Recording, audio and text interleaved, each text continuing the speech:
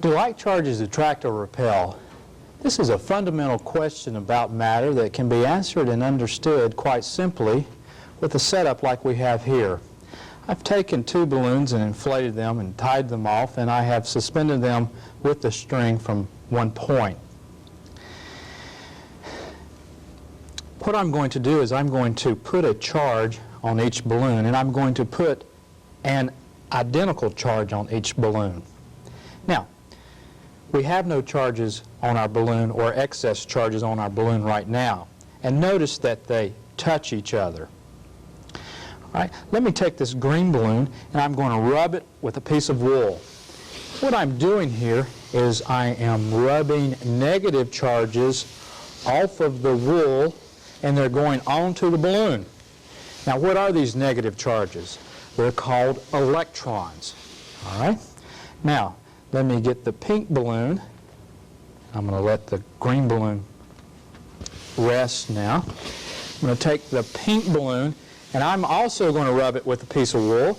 And again, I'm going to rub electrons off of the wool, and they're going to go onto the balloon, and my balloon will have a negative charge. I will have an excess of negative charge on my balloon. Now, I'm going to allow the pink balloon to float down to the green balloon, and let's see what happens. As you can see, they do not come together. Now let's make sure we understand this. The green balloon has a negative charge. The pink balloon has a negative charge. Do like charges attract or repel? Well, clearly from our observations here, like charges repel. Now, when I rubbed negative charges off of my wool became positively charged. Let's see if we can answer this question. Do opposite charges attract? I'm going to bring my positively charged piece of wool close to one of my negatively charged balloons, and let's see what happens. As you can see, the balloon is attracted to the piece of wool. The negative charge on my balloon is attracted to the positive charge on the wool. Now,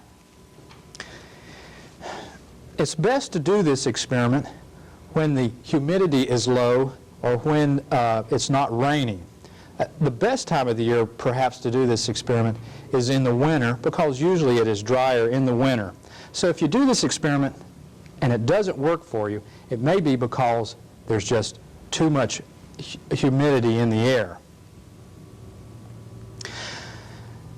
Let me rub my hands on one of these balloons. Well, let me rub it on both of them. What I'm going to do is I'm going to remove the negative charge that's on our balloons. It's going to go on to me, and the two balloons should come back together. And as you can see, they do. The balloons are no longer charged.